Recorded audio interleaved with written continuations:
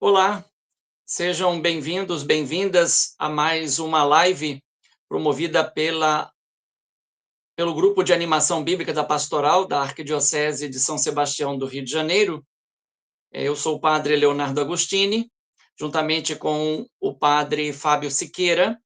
Nós estamos promovendo lives de formação bíblica que possam ajudar numa melhor compreensão dos sacramentos da iniciação cristã. Já apresentamos 3 textos para o sacramento do batismo, João 3, João 4 e João 9, e hoje estamos concluindo o ciclo de 3 textos sobre o sacramento da confirmação. Já apresentamos o texto de Lucas 4, 14 a 30, Atos 2, 1 a 13, e hoje vamos apresentar Atos 10. Lembrando que estamos sempre seguindo a mesma metodologia, lendo o texto bíblico e depois refletindo sobre esse texto bíblico a partir de 4 perguntas. Que diz o texto? Que propostas o texto me faz? Que o texto me faz dizer a Deus em oração? E que decisões o texto me leva a tomar? Então, iniciamos agora com a leitura de Atos 10. Havia em Cesareia certo homem chamado Cornélio, centurião da corte chamada Itálica. Ele era piedoso e temente a Deus, com toda a sua casa. Dava muitas esmolas ao povo e rezava a Deus com frequência.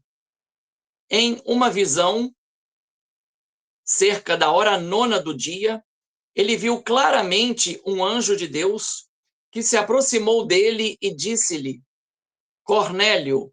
Este olhou fixamente para ele e, tomado de temor, disse: Que há, Senhor? O anjo lhe disse: Tuas orações e tuas esmolas subiram como memorial diante de Deus. Agora envia alguns homens a Jope e manda chamar certo Simão, apelidado Pedro. Ele está hospedado na casa de Simão, o curtidor, que está à beira-mar. Assim que o anjo que lhe falava se retirou, Cornélio chamou 2 de seus criados e um soldado piedoso daqueles que estavam a seu serviço. Explicou-lhes tudo e enviou-os a Jope. No dia seguinte, enquanto eles estavam a caminho e aproximavam-se da cidade, Pedro, por volta da hora 6ª, subiu ao terraço para rezar. Ele sentiu fome e quis comer. Enquanto lhe preparavam algo, sobreveio-lhe um êxtase. Viu o céu aberto e um objeto que descia, parecido com um grande lençol, baixado até a terra pelas 4 pontas. Nele havia toda espécie de quadrúpedes e répteis da terra e aves do céu.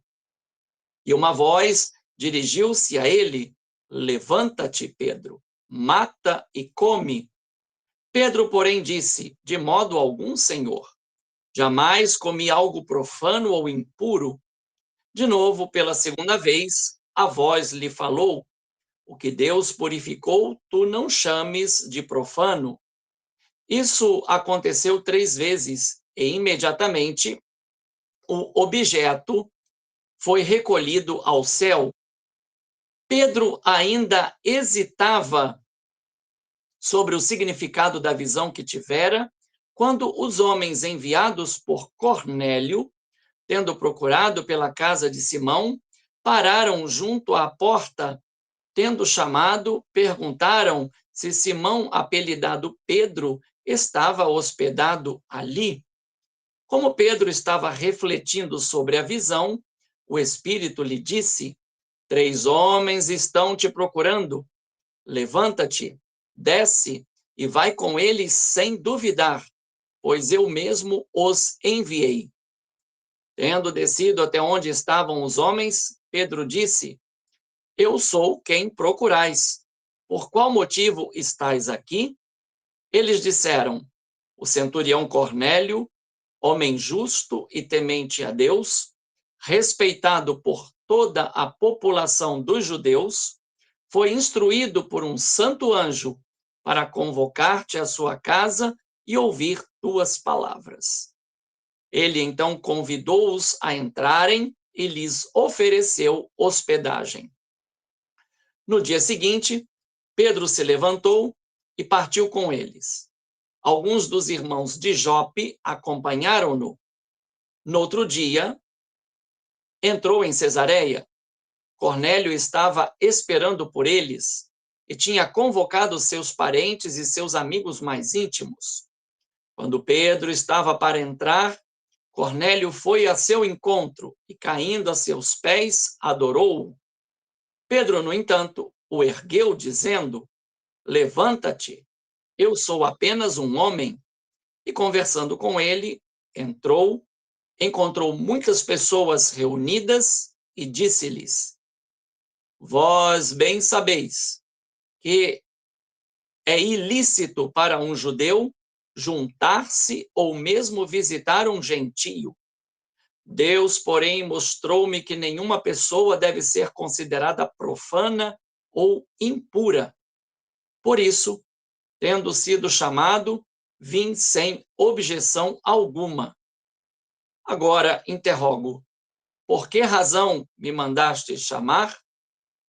Cornélio respondeu: 4 dias atrás, por volta desta hora, estava em minha casa fazendo a oração da hora nona, quando se apresentou diante de mim um homem com uma veste esplêndida e disse: Cornélio, tua oração foi atendida e tuas esmolas foram lembradas diante de Deus. Envia, pois, alguém a Jope para convocar Simão, apelidado Pedro, que está hospedado na casa de Simão, o curtidor, à beira-mar. Então, sem demora, enviei alguém até ti, e tu tiveste a bondade de vir. Agora, pois, estamos todos aqui na presença de Deus para ouvir tudo o que te foi ordenado da parte do Senhor.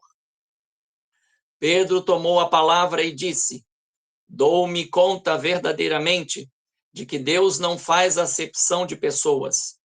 Pelo contrário, em toda a nação, ele acolhe quem o teme e pratica a justiça. Ele enviou a palavra aos filhos de Israel, anunciando o evangelho da paz por intermédio de Jesus Cristo, que é o Senhor de todos. Vós sabeis o que aconteceu por toda a Judéia, tendo começado pela Galileia, depois do batismo que João proclamou.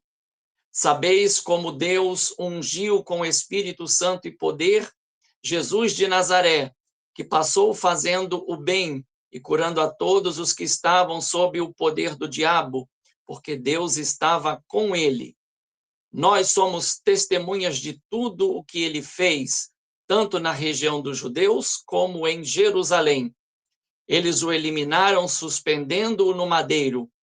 A este Deus ressuscitou ao terceiro dia e concedeu-lhe que se manifestasse não a todo o povo, mas a testemunhas previamente escolhidas por Deus.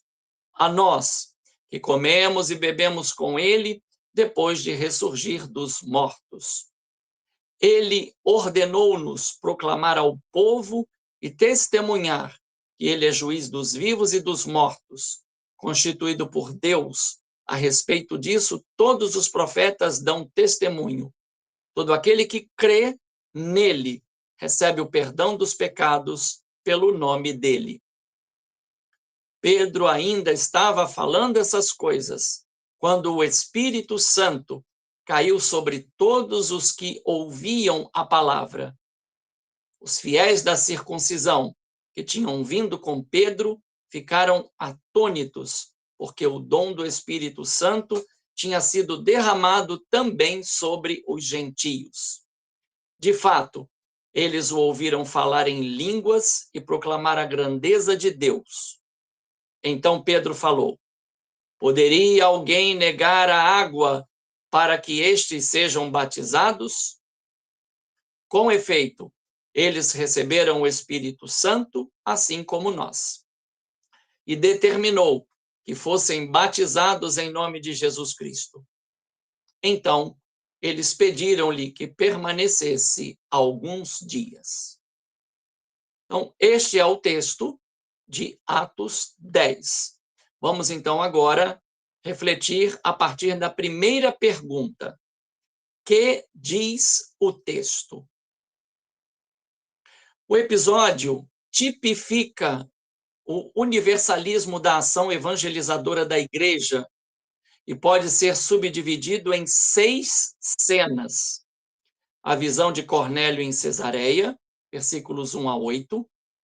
A visão de Pedro em Jope, versículos 9 a 16.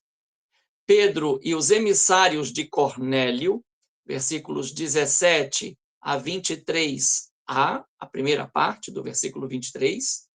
Viagem e encontro de Pedro com Cornélio, versículos 23b a 33. O discurso de Pedro, versículos 34 a 43.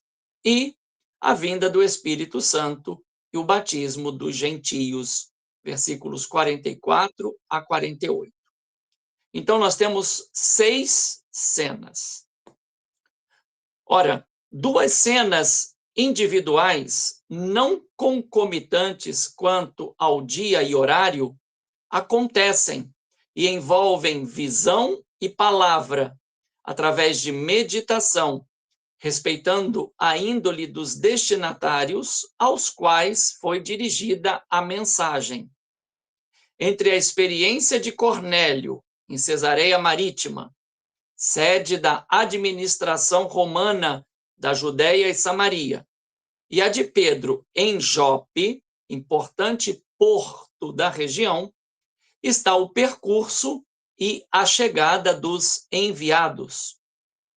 As 2 cenas servem ao propósito do caminho de superação da mentalidade que ainda estava presente entre os cristãos oriundos do judaísmo, fazendo prevalecer a lei sobre a graça. Entre a experiência de Cornélio e o encontro com Pedro, transcorreram 4 dias. No primeiro dia, a experiência de Cornélio diante do mensageiro de Deus. No segundo dia, a ida dos enviados de Cornélio a Jope e a experiência mística de Pedro. No terceiro dia, a viagem de Jope até Cesareia. No quarto dia, a chegada, o encontro e a experiência de Pentecostes na casa de Cornélio. Há testemunhas sobre os acontecimentos. Cornélio contou o que houve e enviou emissários com um soldado. Pedro partiu com os enviados e irmãos foram com ele. Todos testemunharam os fatos. Segundo a narrativa dos Atos dos Apóstolos, Cornélio teria sido o primeiro gentio a receber o batismo, juntamente com toda a sua casa, e pelas mãos dos que estavam com Pedro, porque ele deu a ordem para que fossem batizados. Pode-se fazer uma aproximação do tempo e dos acontecimentos que envolveram Cornélio e Lázaro ao que se deu entre a notícia da doença de Lázaro e a sua ressurreição no 4º dia, testemunhada tanto pelos discípulos como pelas pessoas que estavam com Marta e Maria. Comecemos agora pelos versículos 1 a 8. Apresentam o personagem, oferecendo seu nome e posição entre os soldados romanos, mas principalmente tem o interesse de revelar a sua índole religiosa, estendida a toda a sua casa, incluindo o soldado, por ele designado para levar a mensagem a Pedro. O episódio aproxima Cornélio de outros 2 centuriões. O de Cafarnaum, piedoso e estimado pelos que na ocasião estavam com Jesus e que também foi atendido em sua oração a favor do servo doente e à beira da morte. Lucas 7, 1-9. E do centurião que confessou que Jesus crucificado era filho de Deus. Marcos 15, 39. Pedro, que já era do grupo dos primeiros discípulos, presenciou a cena de Cafarnaum, ainda mais porque residia no local. A alusão à coorte itálica permite dizer que o destacamento se encontrava na Síria, mas nada impede que parte da tropa estivesse presente na Palestina. Cornélio, por ser centurião, comandava uma centúria, isto é, um destacamento de 100 soldados, e provavelmente residia com a família em Cesareia Marítima, sede da Procuradoria Romana para as regiões da Samaria e da Judéia. Apesar de incircunciso, logo gentio, Cornélio era piedoso e temente a Deus, isto é, seguia de perto a religião dos judeus.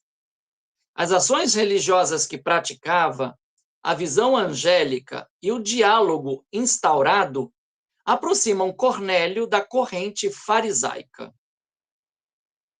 Qual teria sido o conteúdo das orações de Cornélio?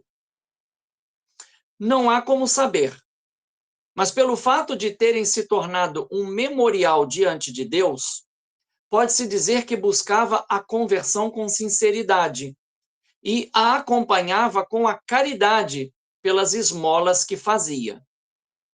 A referência à hora nona, 3 da tarde, é a mesma em que Jesus Cristo expirou sobre a cruz, Lucas 23, 44-45, bem como quando Pedro e João foram rezar no templo, Atos 3:1.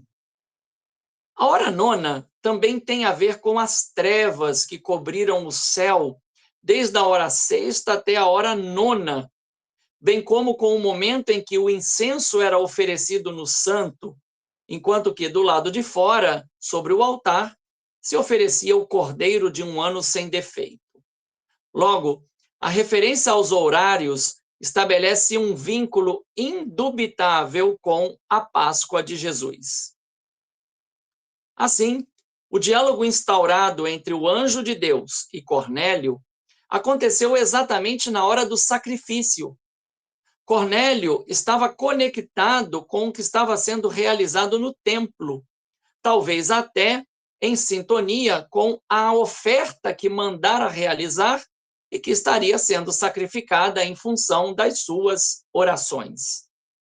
Fato é que a sua ação foi aceita diante de Deus, pois enviou o seu anjo para dar-lhes instruções muito detalhadas e precisas, a fim de que não encontrasse dificuldades para recebê-las e realizá-las. A resposta para as orações de Cornélio, porém, implicava ter diante de si Simão, apelidado Pedro. A prontidão da obediência atesta a compreensão que Cornélio teve da mensagem e mostra a sua sensibilidade ao designar 2 criados e um soldado piedoso para cumprir a tarefa que recebeu.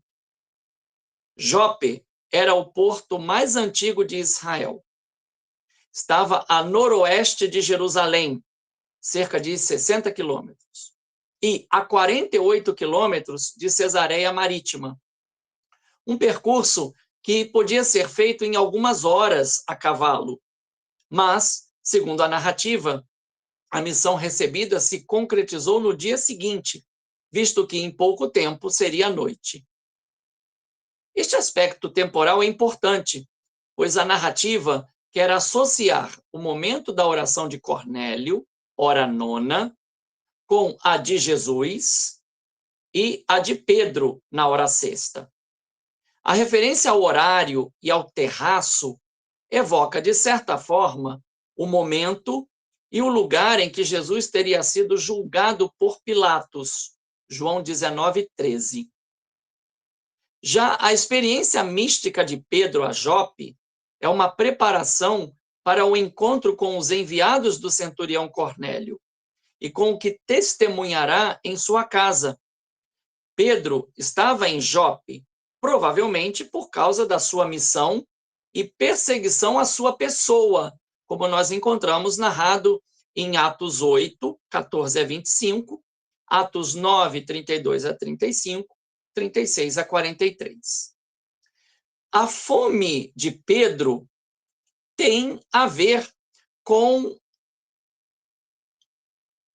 a vontade salvífica de Deus. João 4, 31 a 38. Se por um lado Pedro se recusou comer dos animais considerados impuros por ele, por outro lado, a resposta de Deus serviu para redimensionar a posição de Pedro, pois os gentios eram considerados impuros para os judeus, como ele mesmo disse no versículo 28, quando falou que era ilícito entrar na casa de gentios. Desta forma, o Espírito preparou Pedro para não se opor à solicitação do centurião Cornélio. O relato aproxima Pedro, olha que interessante, ao profeta Jonas, que igualmente foi para Jope, a fim de fugir da missão que Deus lhe confiou entre os ninivitas. Jonas 1, 2 a 3. A referência ao "isso aconteceu 3 vezes" conecta a experiência orante de Pedro também à de Jonas, que teria ficado 3 dias no ventre do grande peixe, Jonas 3:1, dentro do qual elevou a Deus a sua oração, Jonas 2. Nas duas situações, prevaleceu a vontade de Deus, tanto em relação a Pedro, como em relação a Jonas. No caso de Jonas, o peixe o devolveu à terra e foi para Nínive, Jonas 2:11, Jonas 3:1 a 3. No caso de Pedro, após o retorno do lençol ao céu, precisava vencer sua hesitação. Pedro não teve a necessidade de ver um anjo de Deus, mas, em seu êxtase, teve de ouvir com atenção a voz do Espírito que lhe falava. Pedro não foi chamado por quem atendeu à porta, mas foi instruído pelo Espírito sobre os 3 homens que o procuravam. É preciso notar que o protagonismo é do Espírito, que falou ao centurião através do anjo, cada um a seu modo, e de acordo com o seu nível de percepção, fez experiência de Deus. Pedro hesitou diante da visão, mas uma vez ouvido o Espírito, não hesitou em acolher na casa os 3 homens e a ir com eles para Cesareia no dia seguinte. A pergunta de Pedro, ou melhor, a pergunta que Pedro fez aos 3 homens enviados por Cornélio foi o primeiro passo na vitória da sua hesitação. Não apenas revelou a sua identidade, mais uma vez lembra Jonas 1:9, quando ele também se declarou ser hebreu e cultuar o Deus que criou o céu e a terra, Jonas 1:9. Mas deu a ocasião para que lhe fosse revelada a identidade do centurião Cornélio, homem justo e temente a Deus, e pela reputação que tinha junto aos judeus. Do nível terreno se passa ao nível celeste, pois havia sido instruído por um anjo a buscar Pedro para que ele e sua casa ouvissem as suas palavras. A hospedagem oferecida por Pedro foi o segundo passo na vitória da sua hesitação. Se era um problema para um judeu entrar na casa de um gentio, pois se contaminaria, parece que não foi um problema permitir que gentios entrassem onde Pedro estava hospedado e lá ficassem até o momento da partida para Cesareia. Pedro aceitou ir com os enviados de Cornélio, mas não foi sozinho. A notícia de que alguns irmãos o acompanharam é relevante, seja para proteger o líder da comunidade de fé, seja para servirem como testemunhas da autenticidade do que motivou a sua ida para Cesareia. Interessante que um pouquinho mais adiante, Atos 11, 12, fala de 6 irmãos com Pedro. É o dobro das pessoas que foram enviadas por Cornélio. O tempo maior da viagem é teologicamente justificável, pois 48 quilômetros poderiam ser percorridos a pé em no máximo 8 horas, considerando as condições e o trajeto escolhido. A chegada no 4º dia parece proposital, pois o derramamento do Espírito sobre todos os que estavam na casa de Cornélio, como será dito no versículo 44, é sinal de ressurreição, como ocorrera com Lázaro, que já estava há 4 dias no sepulcro. João 11, 17 e 39. A assembleia reunida na casa de Cornélio, formada por parentes e amigos íntimos, mostra a formação de uma nova comunidade, graças à iniciativa de um temente a Deus.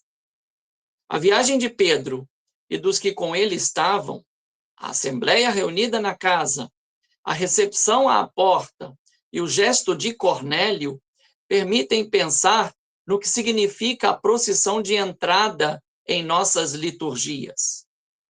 A fala de Pedro, sou apenas um homem, ajuda o presidente da celebração litúrgica a não se exaltar diante de seus irmãos de comunidade.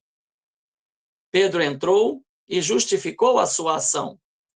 Evocou a proibição de um judeu entrar na casa de um gentio, não para humilhar o seu anfitrião, mas ao contrário, para revelar o entendimento e superação que teve da sua visão. Atribuiu o feito ao que o Espírito mostrou. Nenhuma pessoa deve ser considerada profana ou impura. Para Pedro e seu ministério, isso era um grande passo. Contudo, precisava saber o motivo de ter sido chamado, apesar do que já havia sido apresentado no versículo 22, pelos que tinham sido enviados por Cornélio. Pedro, porém, não sabia os detalhes que apenas Cornélio poderia oferecer, como o fez diligentemente nos versículos 30 a 33. Com isso, Pedro passou a entender ainda mais a visão que tivera e que a ação de Deus não está subordinada aos usos e costumes vigentes entre os judeus. Cornélio era sabedor da proibição e não deixou de reconhecer o que Pedro fez quando disse: tu tiveste a bondade de vir. Os detalhes que Pedro quis saber, Cornélio os revelou com solicitude. Então, cabia a Pedro oferecer a Cornélio e aos que reuniu em sua casa tudo o que o Senhor ordenasse.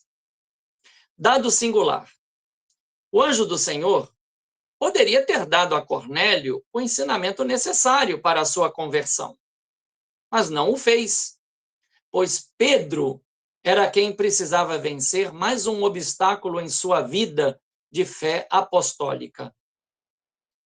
Ao anunciar o evangelho da paz, Pedro e todos os presentes foram colocados diante do critério decisivo. Se Deus, por Jesus Cristo, reconciliou os seres humanos consigo, então o fez para que fossem reconciliados de igual modo entre si. A eficiência da ressurreição e a eficácia de Jesus ressuscitado atestam que a paz é resultado ou resulta do perdão. Contudo, Pedro e os que estavam com ele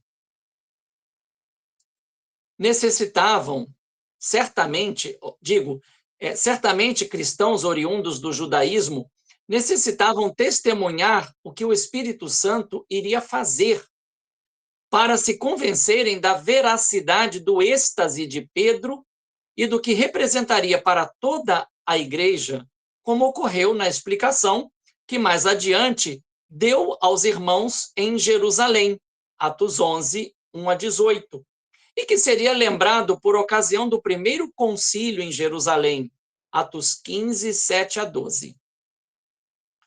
A palavra que Pedro dirigiu aos presentes está precedida do reconhecimento que fundamenta a sua presença na casa de Cornélio e que servirá de critério para toda a igreja. O que Deus purificou, tu não chames de profano. Versículo 15. E Deus não faz acepção de pessoas. Ele acolhe quem o teme e pratica justiça. Versículo 34. A experiência de Pedro e dos que o acompanhavam se alinha com a fala do apóstolo Paulo em Gálatas 3:28. Não há judeu nem grego, não há escravo nem livre, não há macho e fêmea, pois todos vós sois um em Cristo Jesus. Algo reafirmado em Romanos 10:12. Não há distinção entre judeu e grego, pois ele, Jesus Cristo, é Senhor de todos, rico para com todos aqueles que o invocam. O conteúdo da fala de Pedro denomina-se querigma, um resumo pertinente, pelo qual cada pessoa tem o seu primeiro contato com o plano salvífico de Deus realizado em Jesus Cristo. A sua função é predispor a pessoa a ouvir, a se abrir e a acolher livremente o amor de Deus manifestado em Jesus de Nazaré, enviado a Israel para anunciar o evangelho da paz e que foi constituído Senhor de todos. O ministério público de Jesus é claramente definido e sintetizado em seus limites inicial e final. Começou na Galileia, após o batismo administrado por João, pelo qual Jesus foi ungido com o Espírito Santo e poder para fazer o bem, curar e livrar do poder do diabo. Isso só foi possível porque Deus estava com ele. A veracidade desse conteúdo é atestada pelas testemunhas oculares e auriculares, isto é, dos que com Pedro presenciaram a concretização do ministério público de Jesus, culminado no mistério da sua paixão, morte e ressurreição, acompanhada das aparições que foram endossadas pelas refeições comunitárias, que provavam para os discípulos que Jesus estava vivo entre eles. O suposto privilégio das testemunhas tem a ver com a missão atribuída. Ele ordenou-nos proclamar ao povo e testemunhar que ele é juiz dos vivos e dos mortos, constituído por Deus. Uma vez que Cornélio é um temente a Deus, faz sentido citar o testemunho dos profetas. Assim, o objetivo da missão apostólica é suscitar a fé em quem escuta o querigma para receber o perdão dos pecados. Foi o que Pedro deu como resposta aos que o ouviram no dia de Pentecostes, Atos 2, 37 a 39, e que ouvimos no domingo passado, solenidade de Pentecostes. Neste ponto da narrativa ocorre algo singular. O Espírito Santo foi derramado sobre todos os que ouviam a palavra. E a confirmação foi falar em línguas e proclamar a grandeza de Deus. Também como se deu com os apóstolos no dia de Pentecostes, tornando a mensagem compreensível. Atos 2, 4 a 11. Entre a ação livre do Espírito Santo, que sopra onde quer, e a decisão de Pedro em dar a todos o batismo em nome de Jesus, está o estupor dos fiéis da circuncisão. Basta lembrar, contra fatos não há argumentos. A experiência serve para provar que a graça de Deus sempre precede, acompanha e esclarece as ações da igreja. Nada impede de pensar que, desse momento em diante, a casa de Cornélio tenha se tornado a primeira igreja cristã de Cesareia Marítima. Essa suposição também leva a crer que a passagem de Cornélio à fé cristã deve ter causado um grande impacto entre os judeus que o tinham em grande consideração. Sabe-se que as relações entre judeus e gentios em Cesareia Marítima eram tensas. Deus agiu, não em meio à tranquilidade, mas revelou as suas intenções nesse turbulento contexto. Tal fato ajudará, inclusive, a compreender a passagem, a permanência e as tensões que envolveram o apóstolo Paulo na prisão de Cesareia, até apelar para César. Atos 23, 23 a 26, 32. Então, isto deduzimos do texto, que o texto diz. Passemos agora à segunda pergunta. Que propostas o texto me faz? Sei quem sou e para quem sou? A resposta para essas perguntas ajuda a perceber se tenho em mim disposições sinceras, religiosas, como as que Cornélio cultivava. Houve-se um eco do que Jesus falou no Sermão da Montanha, sobre as obras de piedade e como praticá-las para que fossem agradáveis a Deus. Dar esmola em segredo, orar em segredo e jejuar em segredo. Mateus 6, 1 a 6, 16 a 18.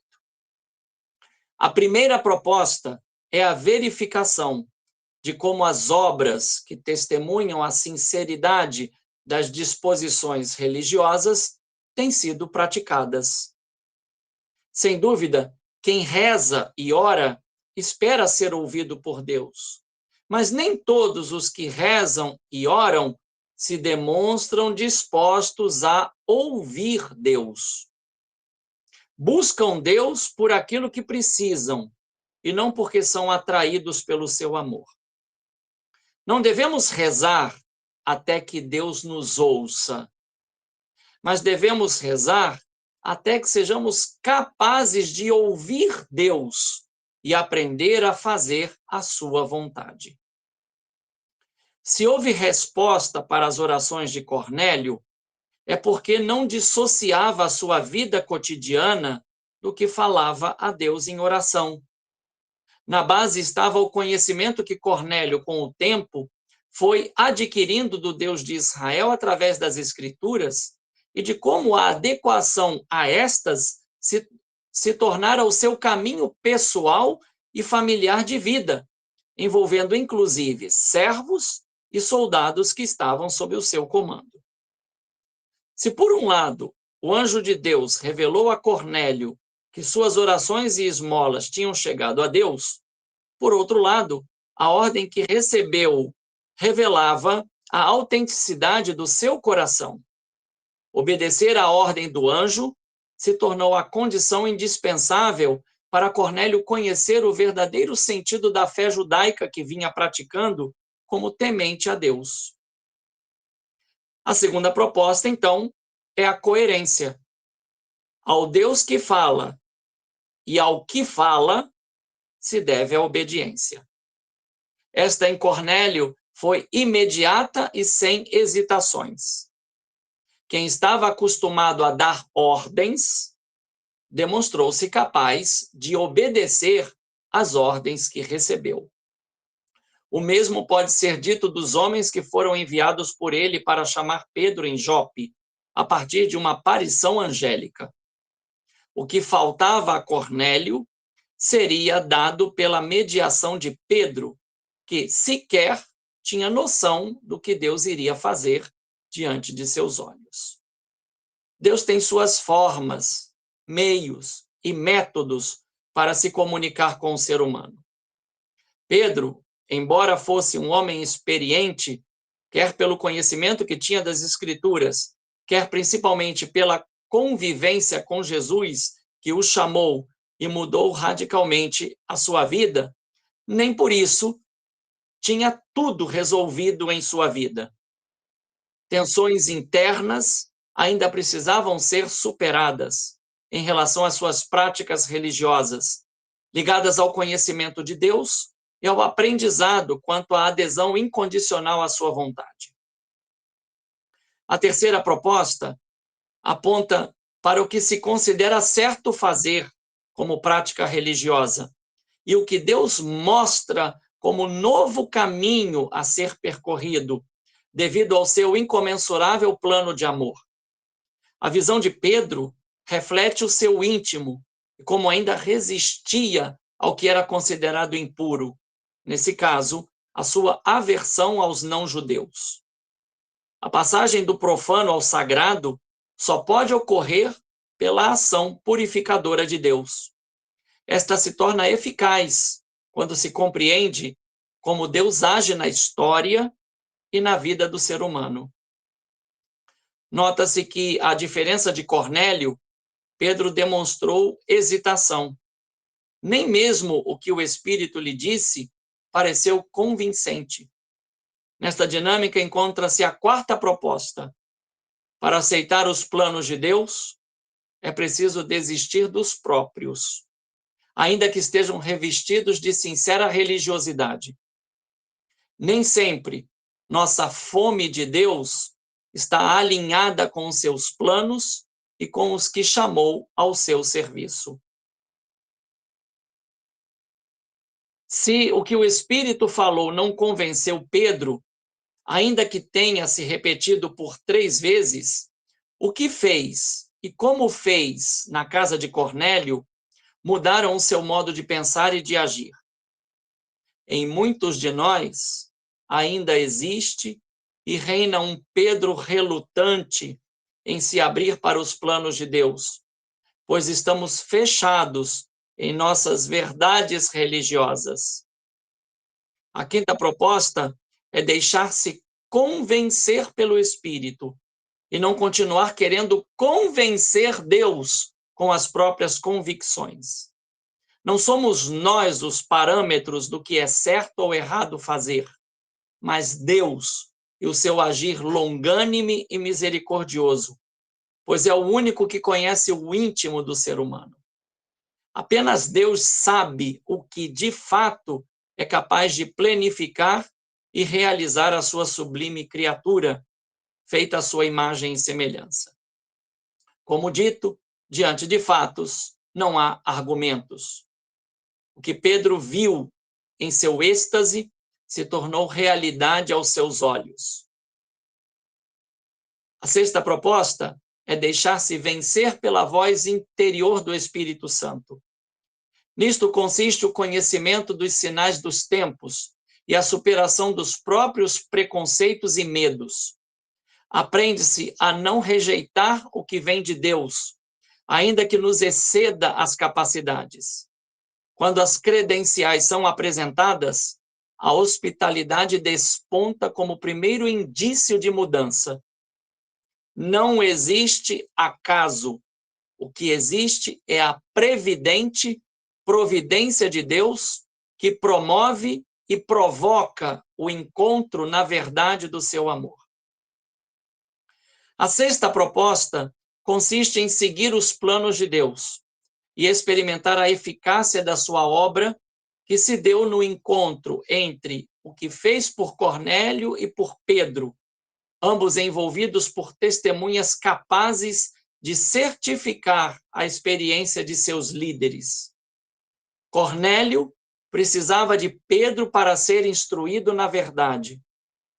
Pedro não foi convocado a comparecer diante do centurião por um delito, mas porque Deus se faz presente e operante na vida de quem se deixa conduzir por suas moções interiores condizentes com a verdade que liberta e salva.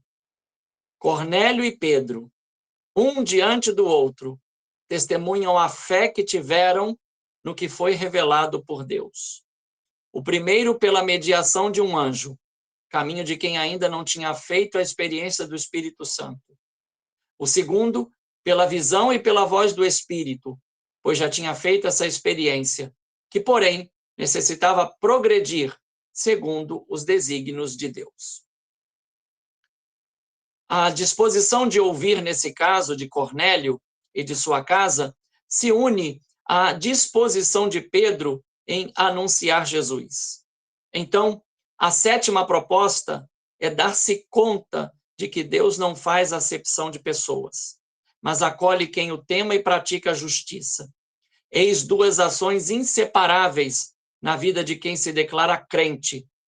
Em um mundo cada vez mais globalizado e influenciado por inúmeras tendências, é preciso estar atento à voz do Espírito, percebendo as ocasiões que são por ele provocadas, os sinais dos tempos, como chamou o Concílio Vaticano II, a fim de não deixarmos de anunciar Jesus e de colocar as pessoas diante da verdade que liberta e salva.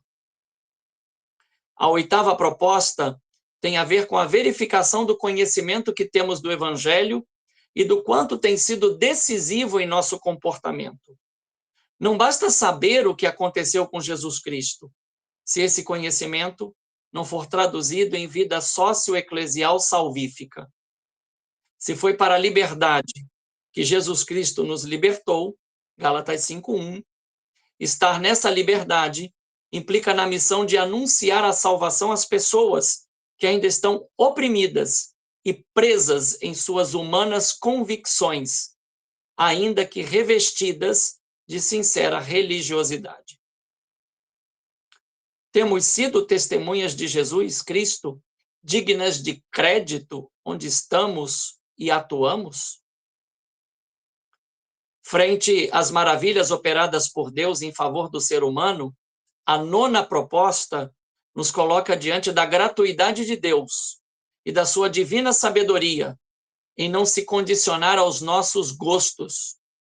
É preciso aceitar que Deus é totalmente livre para realizar a sua vontade salvífica, independente das nossas concepções religiosas. Deus não salva pela religião, mas pela adesão a Ele e ao seu plano de amor revelado em Jesus Cristo e atuado no mundo pelo dom do seu Espírito Santo. Temos sido fiéis ao batismo que recebemos e dóceis ao Espírito Santo que sobre nós foi derramado e pelo qual chamamos Deus de Abba, Pai? Diante do que o texto nos disse, diante das propostas que o texto nos faz, o que o texto nos faz dizer a Deus em oração? Então, agora, acompanhemos esta oração baseada no texto. Senhor nosso Deus, o centurião Cornélio era um homem temente, aberto aos teus desígnios, e não se acomodou em sua posição social como centurião, mas buscou demonstrar pela oração e pela piedade a validade da fé que cultivava, sendo capaz de influenciar familiares, amigos e subordinados. Já o apóstolo Pedro, apesar de ter tido a graça de conhecer, conviver e ter recebido a missão de teu filho Jesus, ainda tinha que dar passos na direção dos teus planos e ir além das suas convicções religiosas. Percebo que nem sempre busco ser como Cornélio, mas por vezes ainda me encontro fechado como Pedro em minha religiosidade. Admito que seguir a religião não está no mesmo nível do seguimento de Jesus Cristo na docilidade do teu Santo Espírito. Que eu possa me abrir cada vez mais às exigências e às provocações do Evangelho, através do estudo diligente, permitindo ser modelado pelo discipulado pautado na fé, na esperança e na caridade. Assim, não me fecharei aos apelos da tua graça em mim, perdendo as ocasiões de evangelizar e de me colocar diante das pessoas de acordo com a tua palavra. Senhor, renova em mim a graça dos sacramentos da iniciação cristã, de modo que as experiências de Cornélio, de Pedro e de todos os que testemunharam o teu agir maravilhoso e paterno, me inspirem a viver em conformidade com a tua vontade, a promover a fraternidade independente da raça, da cor, do gênero e da religião, a exemplo do amor e da obediência incondicionais que se fizeram visíveis em nosso Senhor Jesus Cristo, que é Deus, e contigo vive e reina na unidade do Espírito Santo, por todos os séculos dos séculos. Amém. Então, tendo feito este percurso, que o texto me diz, que propostas o texto me faz, que o texto me faz dizer a Deus em oração, que decisões agora o texto me leva a tomar? A primeira decisão tem a ver com a coerência de vida cristã. Temos sido fiéis aos horários de oração? Temos horários de oração determinados pelos quais buscamos ouvir a voz e os apelos do Espírito Santo, a fim de que a nossa conversão seja cotidiana e sincera, capaz de acolher a vontade de Deus, a exemplo das experiências de oração, tanto do centurião Cornélio como do apóstolo Pedro? A segunda decisão tem a ver com a percepção das mediações usadas por Deus para falar à nossa mente e ao nosso coração, provocando a revisão cotidiana de vida. Temos sido assíduos na leitura e meditação da Sagrada Escritura, a fim de conhecer Deus e sua vontade, e na participação ativa da celebração dos sacramentos, em particular da Eucaristia, que nos permite experimentar o amor de Deus por nós e por cada ser humano? A terceira decisão nos move à experiência do acolhimento do próximo, independente da sua opção de vida ou status. Que de mais forte e pertinente existe em nós? A abertura de Cornélio ou a resistência religiosa de Pedro? Que temos feito para superar as intolerâncias socioeclesiais? A quarta decisão tem a ver com a obediência a Deus e a sua vontade. Como temos nos comportado diante da livre iniciativa de Deus, atento tanto ao não cristão como ao cristão? A quinta decisão tem a ver com a renúncia de uma pureza meramente legalista ou da concepção que muitos de nós cultivamos, pensando que somos melhores do que os outros.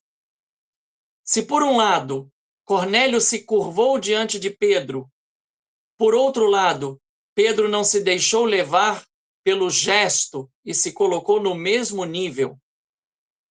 Como temos cultivado a virtude da humildade que nos torna fraternos e aptos para acolher os planos de Deus, que derrubam os nossos quando estamos dispostos a aceitá-los pela obediência da fé? A sétima decisão nos coloca diante da urgência da evangelização. Deus, cotidianamente, nos oferece ocasiões para evangelizar. Temos sido atentos e capazes de não perder essas ocasiões, sabendo anunciar o Evangelho de forma simples e convincente, dando a perceber que não há separação entre o que falamos e o que vivemos?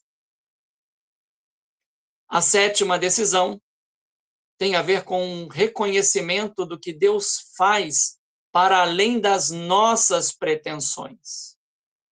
Ao nos abrirmos para Deus e sua vontade, nos damos conta de que não somos nós que determinamos o que deve ser feito.